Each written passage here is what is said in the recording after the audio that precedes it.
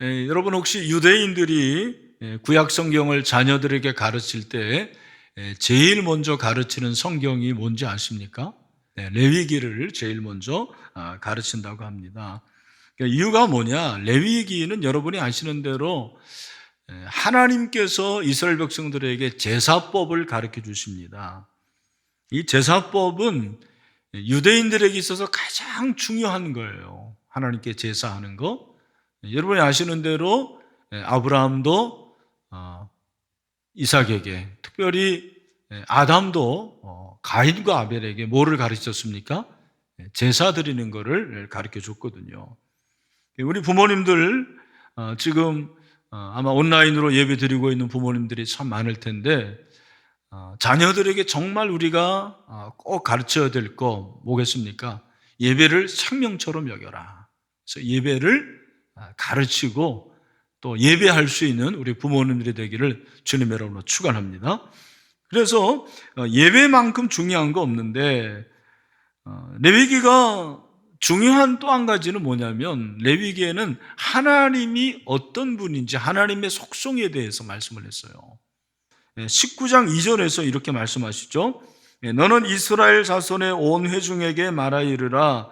너희는 거룩하라. 이는 나 여호와 너희 하나님이 거룩함이니라.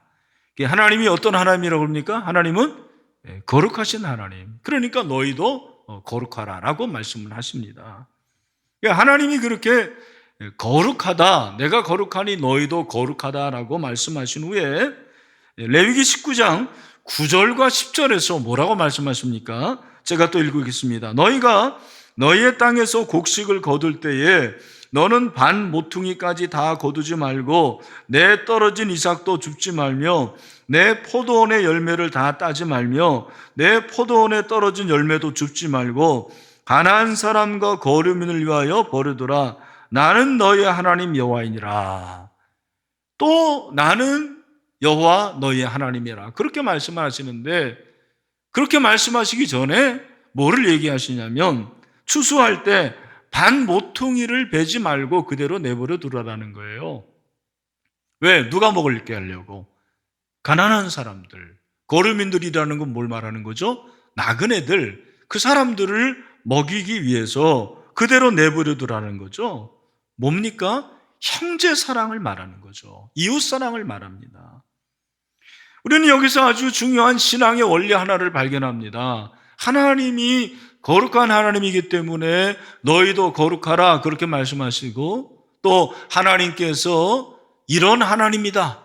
바로 사랑의 하나님이라는 걸 말씀하시는 거죠. 사랑의 하나님이 이웃 사랑해라, 형제 사랑해라.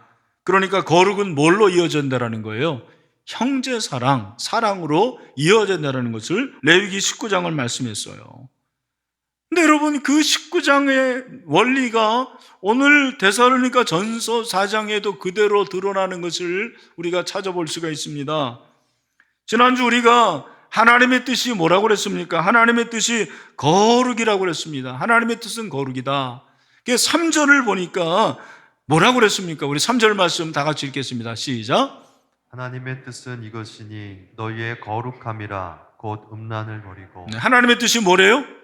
거룩이라고 그랬어요. 거룩이니까 뭐를 버리라고 그랬습니까? 음란을 버리라, 성적으로 순결하라 그렇게 말씀하셨습니다. 그렇게 말씀하신 후에 사도 바울이 오늘 우리가 읽은 9절에서 뭐라고 말합니까? 우리 9절 말씀도 다 같이 함께 읽겠습니다. 시작. 형제 사랑에 관하여는 너희에게 쓸 것이 없음은 너희들 자신이 하나님의 가르치심을 받아 서로 사랑함이라. 아멘. 그러니까 데살로니가 교인들에게 거룩하라, 거룩을 말씀하시고 그 다음에 바로 뭐를 말씀하시는 거예요? 형제 사랑을 말씀하십니다. 사랑을 행하라. 그러니까 여러분 그리스도인이 거룩하다라는 것은 성적으로 순결한 그런 부분도 있지만 일상에서 뭐가 나타나야 된다는 거예요? 형제 사랑, 사랑이 나타나야 된다는 것을 말씀을 하고 있습니다. 거룩이 뭡니까? 거룩은 구별됨이죠. 우리가 세상과 구별되는 것은 그렇게 성적으로 순결한 그런 모습도 있지만 그것으로 나타나는 것이 전부가 아니라는 거죠. 내가 이웃을 사랑하고 형제를 사랑하느냐? 진정한 거룩은 형제 사랑으로 나타나야 됨을 말씀하고 있습니다.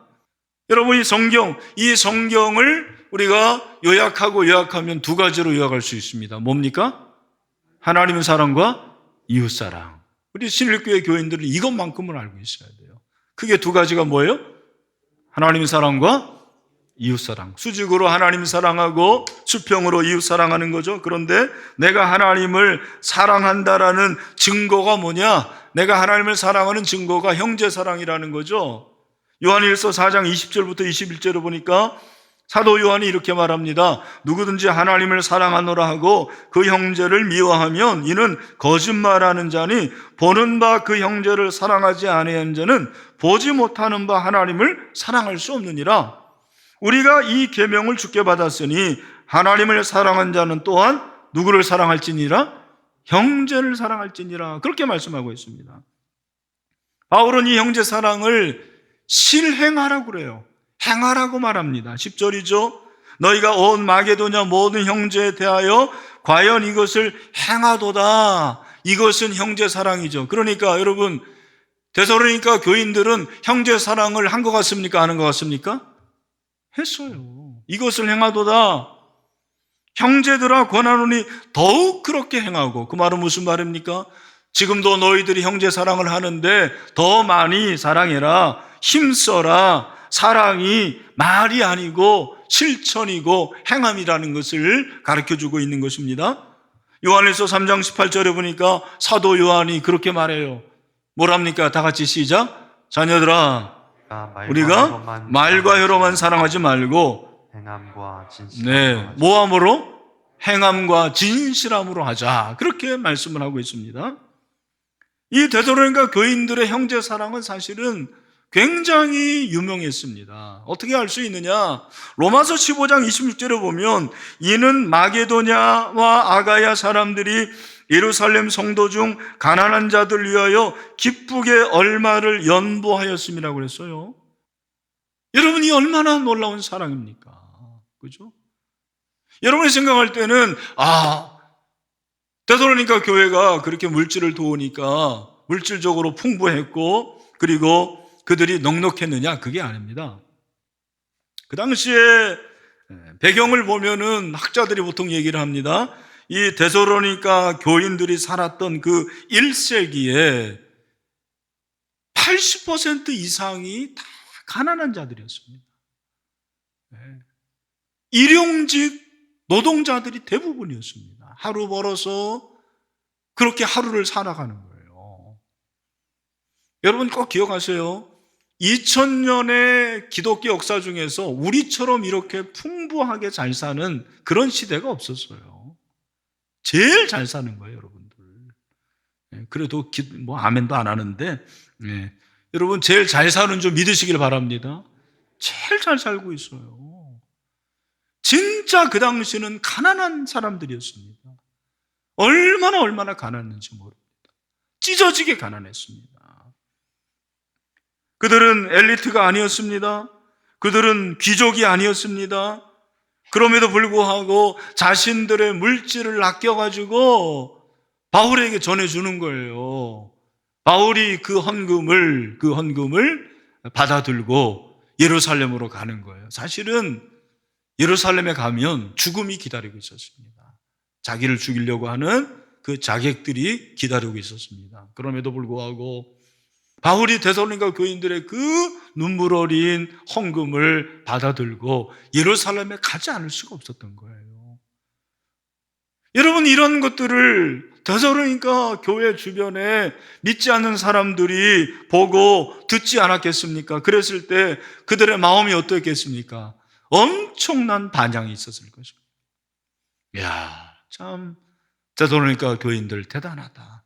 자기들도 먹을 것이 없고 가난하고 궁핍한데 어떻게 그렇게 사랑을 베풀 수가 있을 것인가? 감동이 되었습니다. 그들의 눈에 비친 그리스도인들은 자신들과 너무 달랐던 거죠.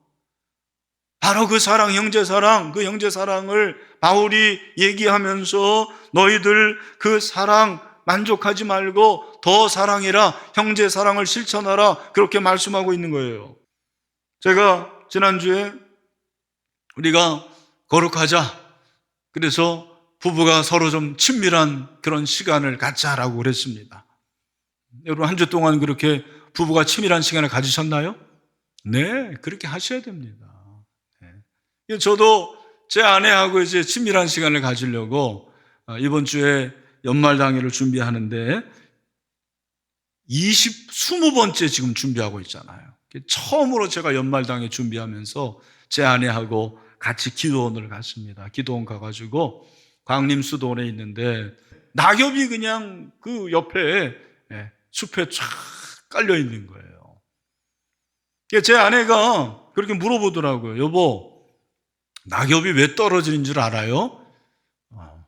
별로 중요하지 않은 질문 같은데, 제가 그 왜 떨어지죠? 그랬더니 제 아내가 하는 얘기가, 겨울이 되면 나무가 수분을 공급을 해줘야 되는데 자기도 추워가지고 제대로 공부를 못해 하니까 나뭇가지 끝에 있는 그 나뭇잎들이 떨어진다는 거예요. 나뭇잎들이 떨어지면 그 낙엽들이 나무를 보호한다라는 거예요. 낙엽들이 떨어가지고 그 나무를 보호해주고, 그 나무만 보호해주는 게 아니라 다른 나무들도 보호해주고, 그리고 또 거기에 다른 화초들도 있더라고요. 그러면 겨울을 알 수 있도록 그렇게 보호를 해준다고 얘기를 하는 거예요. 제가 그 얘기를 들으면서, 야, 한낱 낙엽도 저렇게 자신을 희생하면서 다른 나무를 보호해주고, 떨어진 나무, 그 떨어진 나무도 보호해주는데 나는 어떤가 하는 그런 질문을 스스로 해봤습니다. 여러분, 우리가 이 코로나 가운데서 사실 나 혼자도 살기가 어려운 그런 시기입니다. 그런데 다른 사람을 사랑하고 형제를 사랑하는 거, 이것이 얼마나 어려운 줄 몰라요. 그럼에도 불구하고 교회는 형제 사랑을 실천하는 것이 바로 교회인 거죠. 저는 우리 신일교회가 이 형제 사랑을 통해서 하나님의 사랑을 전달하는 그런 통로요, 도구가 되기를 간절히 소원합니다. 바울이 그렇게 형제 사랑을 말한 후에 11절에서 뭐라고 말합니까? 우리 11절 말씀을 다 같이 읽겠습니다. 시작. 또 너에게 명한 것 같이 조용히 자기 일을 하고 너희 손으로 일하기를 힘쓰라. 여러분, 여기 조용히 자기 일을 하고 그랬는데, 이 조용히 자기 일을 하고를 영어 성경은 이렇게 번역을 했어요. 조용한 삶을 사는 것을 너의 야망으로 삼으라. 굉장히 역설적입니다. 왜? 여러분, 야망이라는 것은 뭡니까? 성공이 야망이죠. 인기가 야망이고 권력이, 명예가 야망입니다. 어떻게 조용한 그것이 야망이 될 수가 있습니까? 바울이 말하는 것이 무엇입니까? 그리스도인들은 좀 더 높아지고 박수갈채를 받고 인기와 권력과 소음 속에서 스포트라이트를 받는 것에 야망을 둬서는 안 된다는 거죠. 조용한 삶은 무엇입니까? 하나님의 말씀을 묵상하는 것을 말하는 거예요. 내면의 세계가 강한 것을 말하는 것입니다. 여러분, 세상에 영향을 끼치는 것이 요란법석하고 시끌벅적하고 그것이 아닙니다. 사실 한국교회가 지금까지 그렇게 요란하고 시끌벅적하고 얼마나 겉만 번지르겠습니까? 그것으로 세상에 영향을 끼칠 수가 없었습니다. 세상에 영향을 끼치는 사람이 무엇입니까? 좀 묵상하는 사람이에요. 코로나19가 우리에게 주는 유익 중에 하나는, 제가 생각할 때는 일상을 좀 단절해서 내 스스로를 돌보고 점검하는 것이라고 생각을 합니다. 자신의 내면 세계를 점검할 수 있는 거죠. 과연 내가 무엇을 해야 될 것인가? 하나님, 왜 코로나19가 우리에게 찾아왔습니까? 저의 잘못을 용서해 주세요. 회개하고 자복하는 것을 말하는 거죠. 우리가 지난번에 야나큐 운동했습니다. 야, 나도 큐티 할 수 있다. 여러분, 큐티 배우셨으면 그거를 실천해야죠. 하나님의 말씀을 내가 묵상하고 하나님의 말씀을 내가 먹고 하나님 말씀대로 지켜 행하는 것, 그것을 말하는 거예요. 조용히 자기 일을 하는 것이 바로 그걸 말하는 거예요. 여러분, 왜 설교를 듣습니까? 제가 그렇게 물어보니까 어떤 분은 또 목사님이 설교하니까 듣죠, 그렇게 얘기할 수 있는데, 여러분, 설교를 듣는 이유는 말씀을 지키려고 그러는 거예요. 실천하려고 그러는 거죠. 여러분들의 가정에서도 직장에서도 조용하게 묵상함으로 내면의 강한 그리스도인이 돼야 됨을 오늘 성경을 말씀하고 있습니다. 그 다음에 11절에서 뭐라고 말합니까? 특별히 조용히 자기 일을 하고 너희 손으로 일하기를 힘쓰라, 그렇게 말씀하고 있어요. 너희 손으로 일하기를 힘쓰라. 그러니까 데살로니가 교인들이 살았던 그 당시에는 그 귀족들이요, 노동하는 것을 아주 멸시 여겼다라는 거예요. 노동하는 것을 아주 경멸했어요. 손으로 하는 거 있잖아요. 이 손으로 하는 것들을 아주 경시했습니다. 그러니까 그 당시에 데살로니가 교인들 중에서도 자기 일을 제대로 하지 않고, 다음 주에 살펴보겠지만 예수님의 재림을 준비한다고 하면서 자기 생활에 열심히 안 하는 거예요. 자기 일을 충실히 하지 않는 거예요. 바울이 그들에게 뭐라고 말하는 거예요? 너희 손으로 하는 일을 힘쓰라. 무슨 말입니까? 네 하는 일에 최선을 다하라. 형제 사랑도 중요하지만 자신의 일에 정성을 다하라. 여러분, 기독교는요, 노동을 굉장히 긍정적으로 보는 거예요. 일하는 것을 아주 소중하게 여깁니다. 여러분, 일하는 것을 좋아하시는지 모르겠어요. 저도 사실 일하는 것을 좋지 않게 생각하고 귀찮게 여길 때도 있었어요. 제가 청소년 시절에 저희 아버지가 건이야 그렇게 부르면 벌써 속으로 아이고 배달 가야 되는구나, 그렇게 생각하고 일하는 거 싫어하고 귀찮아할 때가 있었습니다. 그런데 제가 철들어 보니까 자기 손으로 열심히 일하는 것이 얼마나 중요한지 모르겠습니다. 내 일을 잘해야 돼요. 그것이 신앙입니다. 빌립보서 2장 4절을 보면 뭐라고 그랬습니까? 우리 빌립보서 2장 4절 말씀 같이 읽겠습니다. 시작. 각자 자기 일을 돌볼 뿐더러 또한 각각 다른 사람들의 일을 돌보아 나의 기쁨을 충만하게 하라. 여러분, 쉬운 성경에서는 이렇게 번역을 했어요. 자기 생활을 열심히 하면서 다른 사람이 하는 일에도 관심을 가져 내 마음에 기쁨이 넘치게 해 주시옵시오, 그랬어요. 여러분, 우리 주변에 보면 남의 일은 열심히 하고 남을 돌보는 거는 잘하면서 자기 일은 열심히 안 하는 사람들이 있습니다. 그렇죠? 여러분, 신앙은 그게 아니에요. 정작 자신의 일은 제대로 못하면서 다른 사람을 돌보는 거, 여러분, 그것은 우선순위가 바뀐 거예요. 물론 은사를 받아서 자기의 모든 것들을 다 내려놓고 다른 사람 사랑하고 섬기는 그 일만 하는 사람들이 있죠. 그런 사람들은 성자라고 그래요. 근데 그게 아니고 자기 일은 소홀히 하면서 남의 일만 힘쓰는 거, 그것이 건강한 신앙이 아니라는 것입니다. 절제된 삶이 아닙니다. 자기 일에 충실하지 않는 것입니다. 우리 남자분들이 있는데, 우리 남자분들, 그런 분들이 많아요. 남자분들 중에서 옆집 일이라고 열심히 하고 다른 사람 최선을 다하는데 자기 가정의 일은 제대로 돌보지 않아요. 저는 그거 잘못됐다고 생각합니다. 내 가정을 잘 건사를 해야 되는 거죠. 그러니까 우리는 권위주의자가 되면 안 되고 권위자가 돼야 돼요. 권위자라는 것은 무엇입니까? 내 배우자가 나를 인정해 주는 거예요. 여러분의 자녀가 우리 아빠를 얼마나 신뢰하고 존경하느냐, 그것이 중요한 거죠.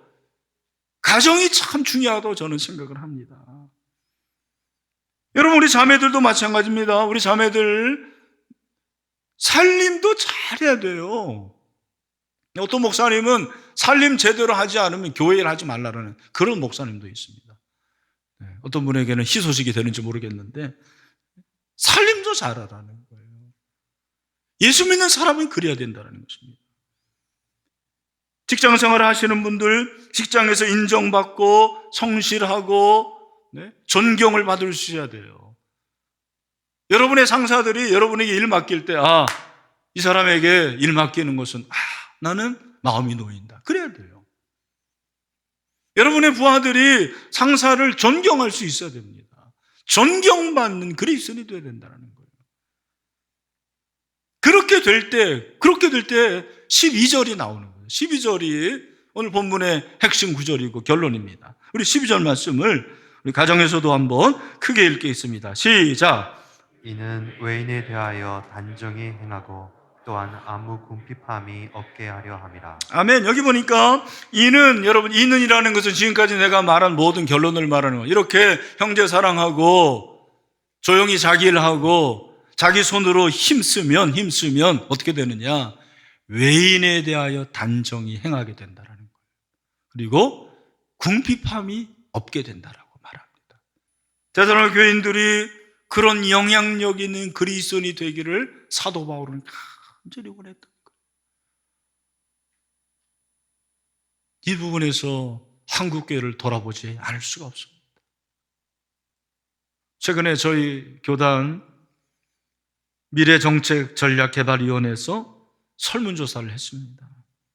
향후 10년 개신교가 사회를 위해 가장 힘써야 될 활동이 무엇입니까? 여러분, 첫 번째가 뭘까요? 여기 나옵니다. 다른 게 아닙니다. 바로 윤리와 도덕 실천 운동이었어요.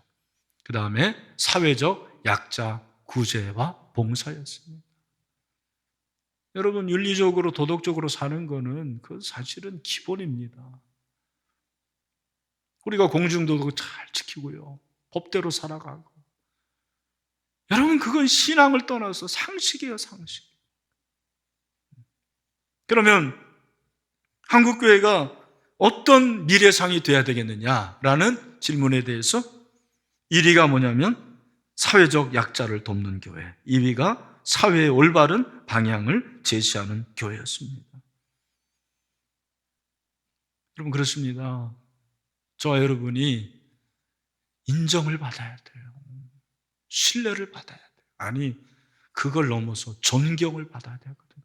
존경받는 교회, 존경받는 그리스도인.